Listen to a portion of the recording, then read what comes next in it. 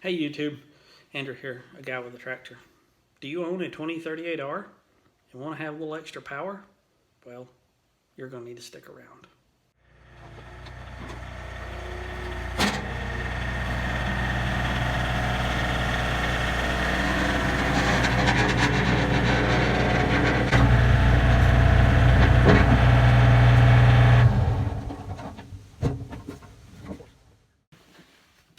Okay, maybe I lied.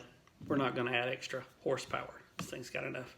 We are going to add a circuit over on our right hand side down underneath your PTO switch and stuff to give you extra 12 volt power to run stuff like extra lights or auxiliary power out the back, or as I've done on mine, I've run the power for my third function valve. So it's just an easier way of running all your stuff you're going to do without stretching wires from switches all the way to batteries and stuff. It keeps it neat.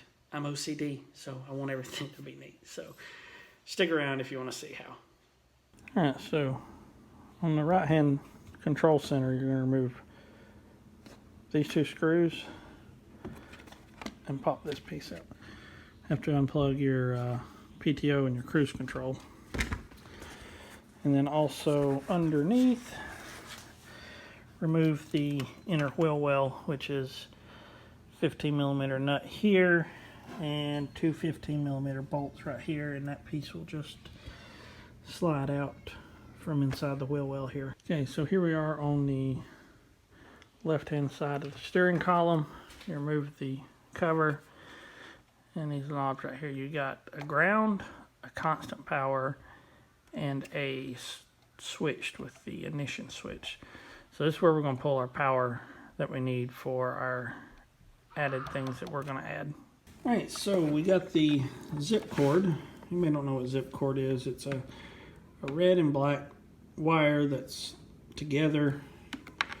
I've run it from here on the right hand side of the tractor. It comes down this wire loom, goes through here,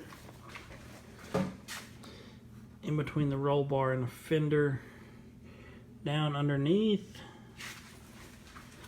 falling back around, literally following an existing wire loom that's down, and then back into the plugs I showed you in here, the studs that are switched.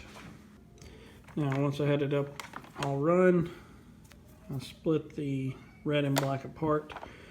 I run the red, tied up what excess I had, just kind of shoved it back up in here because I don't know if I'll ever have to move this if I put some rear SCVs in here, because the controls are right here. I may have to move it, so I left plenty of wire. But this is a fuse block. You run your power to it, and it gives you 4 circuits.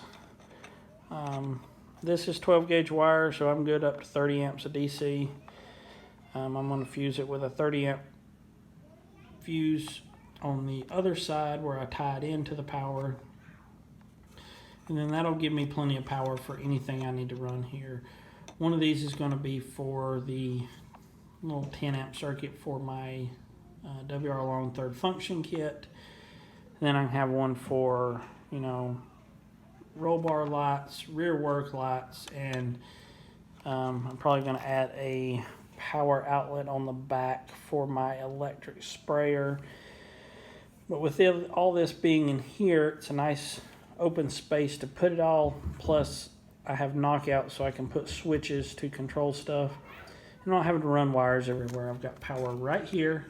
I can plug in from here to the switch and then to lights or anything else I'm doing. Alright, sorry, it's a little dusty. So the other end of the zip cord, the red wire, I brought it up here. Got that 30 amp fusible link in here, everything's. And this one right here is your constant power. And this is the switch. So if you want everything to kill with the switch, you hit this or put it on this one. Or if you want it always hot, put it on the bottom one.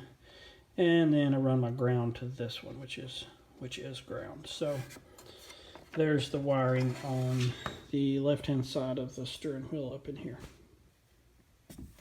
Alright, so this video is a few months after I did the rest of it, but